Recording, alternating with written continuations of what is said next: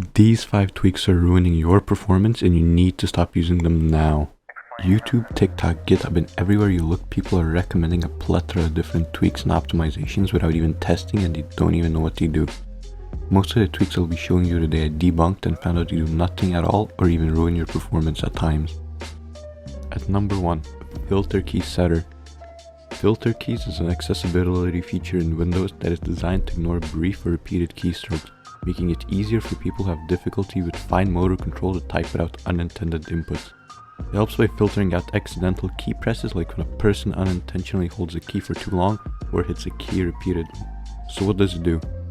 Well, filter keys are designed to manage typing behaviors like prevent accidental key repeats or long presses. Game engines, however, require real-time rapid input processing, which can't afford any delays or restrictions.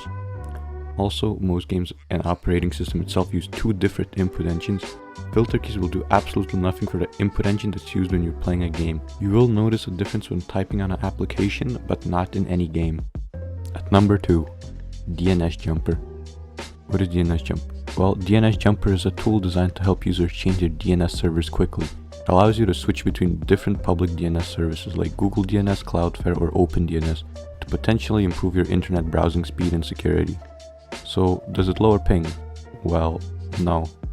DNS servers are only responsible for translating domain names like google.com into IP addresses. Ping or latency refers to the time it takes for data to travel between your device and a game server. Changing DNS servers does not impact this data travel time or improve game server latency. High ping is mainly influenced by distance to the server, network routing, and not DNS resolution. Number 3. TCP Optimizer. TCP Optimizer is a popular tool designed to optimize TCP settings on your computer for better internet performance.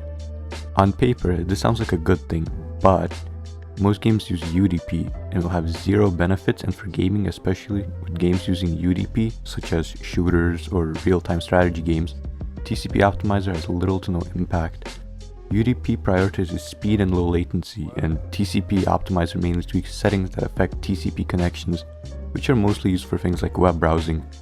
Also, personally, even if you use it for optimizing your web browsing experience, I've seen it do more harm than good. Now, this one I've seen many talks about, but at number 4, Buffer Bloat. Buffer bloat is a term used to describe excessive latency in a network caused by overfilled buffers, aka temporary stage areas. In networking equipment like routers and modems, while buffer bloat can be an issue, there are several misconceptions about it and its impact on internet performance. Buffer bloat occurs when too much data is stored in network buffers in routers or modems, causing delays as data waits to be processed. This can theoretically increase latency, but it doesn't directly affect the base latency of your connection, aka the time it takes for data to travel between you and the server.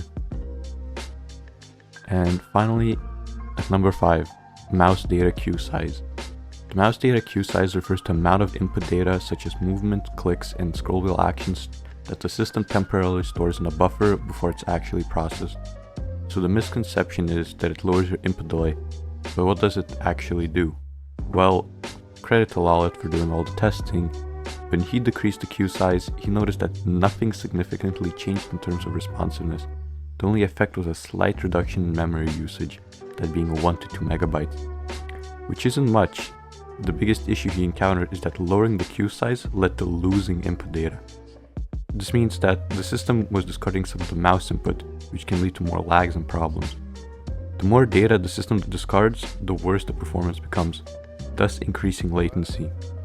He also looked at a video by someone named Corby, who claimed that adjusting the mouse data queue size would change the latency in certain ways. According to their math, setting the value to very high numbers, like 65,000 and above, would lead to high delays in the system, but when he tested absurdly high values like 8 million and above, he noticed no difference at all in performance.